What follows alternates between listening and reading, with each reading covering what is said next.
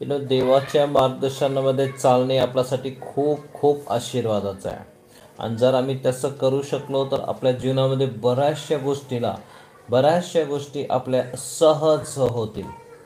बऱ्याचशा गोष्टीसाठी आपल्याला स्ट्रगल किंवा अडचणींना तोंड सामोरं द्यायची गरज लागणार नाही, कारण की देव आपला मार्गदर्शन करणार आहे.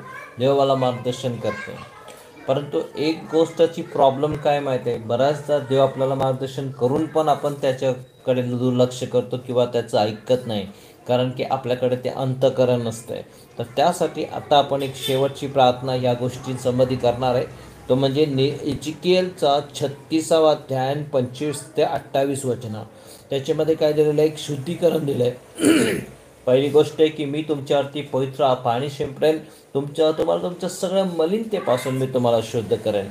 आपल्या जीवनामध्ये जे मलिनता असते ते देवापासूनचं ऐकण्यासाठी किंवा देवापासूनचं मार्गदर्शन न घेण्यासाठी आपला अंतःकरण कठीण करतो. त्यासाठी आपण पहिली गोष्ट करणार आहे की देवाने आपल्याला शुद्ध करावं. त्याबरोबर आपण दुसरी गोष्ट आपण करणार आहे, मी सगळ्या पॉईंट तुम्हाला सांगतो एकत्र आणि एकत्रच सगळ्या गोष्टी प्रार्थना करणारे. एकतर स्वतःसाठी, कुटुंबासाठी, चर्चसाठी शुद्धतेची प्रार्थना करा. देवाच्या वचनाने आम्हाला शुद्ध होण्याची कृपा देवाने द्यावं म्हणून प्रार्थना करा, नंबर 1. दुसरी गोष्ट आहे की देवाने आपल्याला नवीन अंतःकरण द्यावं म्हणून प्रार्थना करा. नवीन अंतःकरण. ज्यावेळेस शौलाला देवाने नवीन अंतःकरण दिलं त्यावेळेस तो बदललेला मनुष्य झाला. जर आपल्याला बदललेले व्यक्ती व्हायचं आहे तर आपल्याला नवीन अंतःकरण हवं आहे. जुन्या गोष्टी सोडून नव्या गोष्टीमध्ये आपल्याला जायला लागणार आहे. आणि त्यासाठी नवीन अंतःकरण देवाचं वचन आपल्याला इथं सांगतं की अनेकदा आपला अंतःकरण कठीण झालेलं असतं, दगडासारखं झालेलं असतं. आपण प्रार्थना करू की देवाने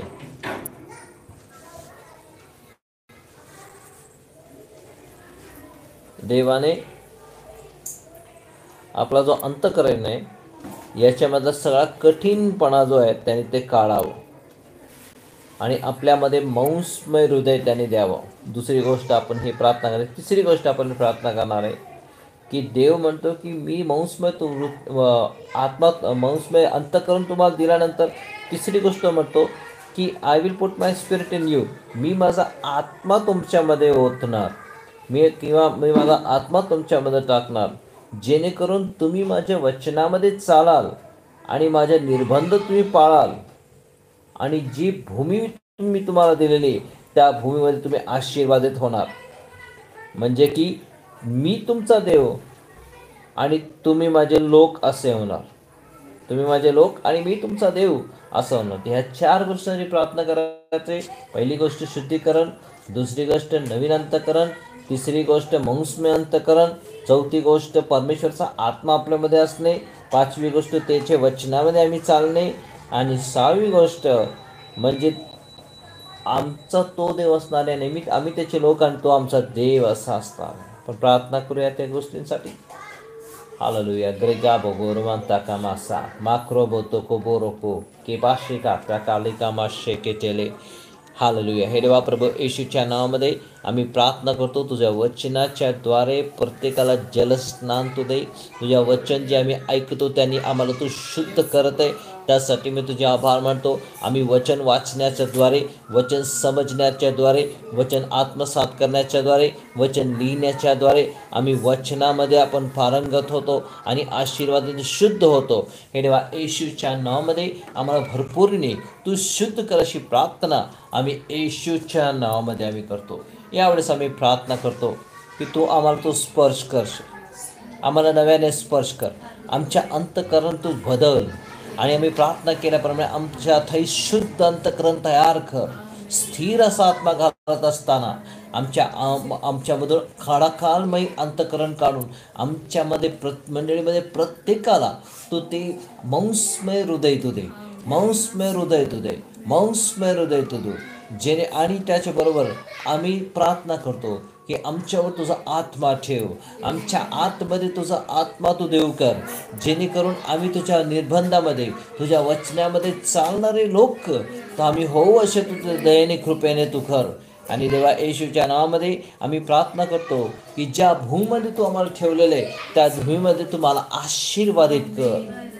हे देवा आमच्या भूमीला कधीच पावसाची आणि दव याची कमी पडणार नाही. आमच्या भूमीमध्ये पिकांची नासाडी होणार नाही. आमच्या भूमीमध्ये प्रत्येक पीक आम्ही देऊ करणार आणि आम्ही अशा झाडासारखे असो की जे आपल्या हंगामी फळ देणारे, नेहमी रसरशीत आणि टवटवीत फळ देणारे आणि 12ही महिने आमच्यामध्ये आरोग्याने फळ असणारे लोक तो आम्हाला करत आहे. त्यासाठी तुझे आभार मानतो. आणि त्याचबरोबर आम्ही प्रार्थना करतो की तू आमचा देव नाही, आम्ही तुझे लोक असे तो आम्हाला कर अशी प्रार्थना करतो. तुला धन्यवाद देतो या सगळ्या गोष्टींसाठी. येशूच्या नावामध्ये प्रार्थना केली म्हणतो आहे. आमेन आमेन. ज्याप्रमाणे आपल्यामध्ये ज्या गरोदर स्त्रिया होत्या, सिस्टर्स होत्या, त्या सगळ्यांसाठी आपण प्रार्थना केली आणि देवाने त्यांची आपली प्रार्थना ऐकलेली आणि सगळ्याच लोकांनी व्यवस्थितरित्या आशीर्वादित त्यांना बाळ झालेले आहेत. नॉर्मल डिलिव्हरी जास्त झालेल्या आहेत आणि त्यासाठी मी देवाचे आभार मानतो.